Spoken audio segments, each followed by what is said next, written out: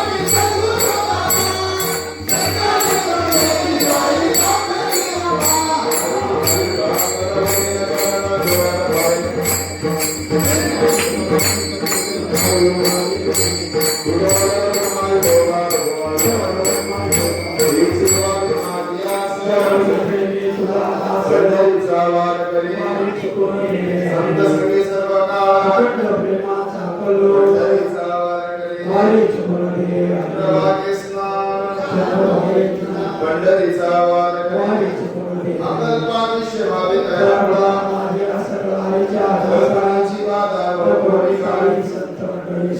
अहंकाराचा वारा विष्णुदासा रामावनितयासा विकल्या आगने ते तुझवती आहे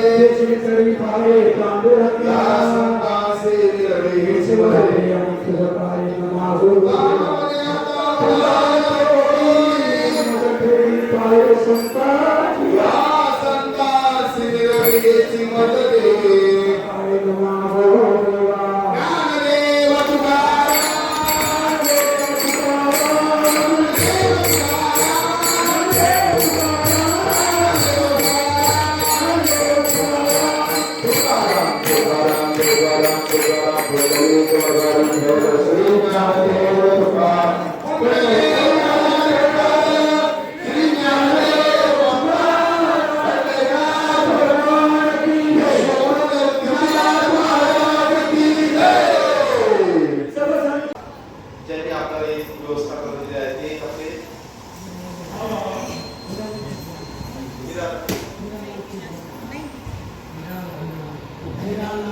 हिरालाल शेठचे गावी आहे. त्यांनी आपल्याला ही सगळी व्यवस्था करून दिलेली आहे. आजचा प्रसाद सुद्धा त्यांचाच आहे. अगदी वारकऱ्यांना असलेले निष्ठा प्रेम या परिवारातून मला या सर्व सदस्यांच्या अंतःकरणातून आपल्याला दिसते. आज विश्वगुरूंचा समाधी उत्सव सोहळा आहे. शिवाचा अवतार स्वामी निवृत्तीनाथ शिवाचा भगवान शिवाचा हा अवतार. खरं जर बघायचं झालं तर माणसाला यावंच लागतं, भगवंताला आणावं लागतं. आणि संत महात्मे स्वभावून येत असतात स्वेच्छेने. माणसाला काय यावं लागतं? अगदी ज्ञानोबाची भाषा आहे. ज्ञानोबा काय बोलतात इकडे लक्ष द्या. ज्ञानोबा काय बोलतात? आला कर्तव्य गुरावी ते धीस उभी फळावी तया ते भोगा यावी ते आई ज्ञानोबा बोलतात उरलेलं कर्म भोगण्याकरता माणसाला या ठिकाणी यावंच लागतं. उरलेलं कर्म हो पूर्वजन्मात जे आपलं शिल्लक राहिलेलं कर्म आहे ते संपूर्ण कर्म भोगण्याकरता आपल्याला या ठिकाणी यावं लागतं. अगदी कोट्यावधी कल्प जरी गेले तरी आपल्याला ते कर्म चुकत नाही. अवश्य उत्तम कर्म शुभाशुभ अवश्य ते भोगावंच लागतं.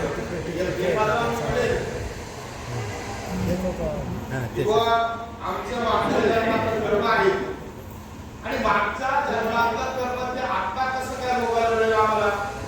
साहजिकच आहे.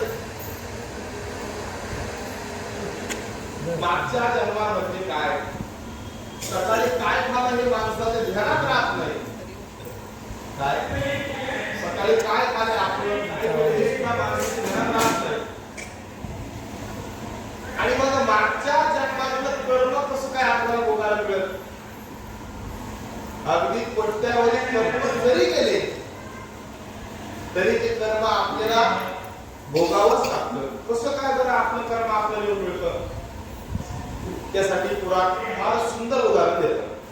पूर्वीच्या काळामध्ये भरपूर गायी असायच्या. आता गायी पाहायला मिळत नाही. गिर गायी असायच्या, खिल्लारी गायी असायच्या, गावठी गायी असायच्या. आता त्या कमी झाल्या. जर्सी गायांचं प्रमाण वाढलेलं आहे.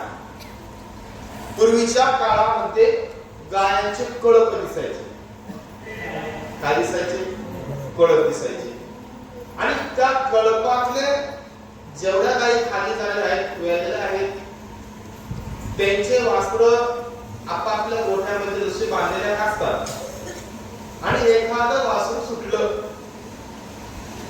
एक चपळाई फार असते आणि सुटल्यानंतर ते आपल्या आईला शोधत शोधत संपूर्ण कळपामध्ये जसं आपल्याच आईला मिळत असतं, त्याच पद्धतीने आपल्या पूर्वकर्माचं जे काही संचित आहे, कर्म आहे, भोग आहे, ते आपल्याला येऊन मिळत असतात. यथा धेनु सहस्रेषु वत्सविंदती मातरम तथा पूर्वकृतं कर्म कर्तारं अनुगच्छति. यथा धेनु सहस्रेषु, ज्या पद्धतीने हजारो गायींचा कळप आहे आणि हजारो गायींच्या कळपामध्ये ते वास्तू जसं येऊन आपल्या आईलाच मिळतं, त्याच पद्धतीने तथा पूर्वकृतं कर्म, तथा म्हणजे त्या पद्धतीने अंगातले कर्म आहेत.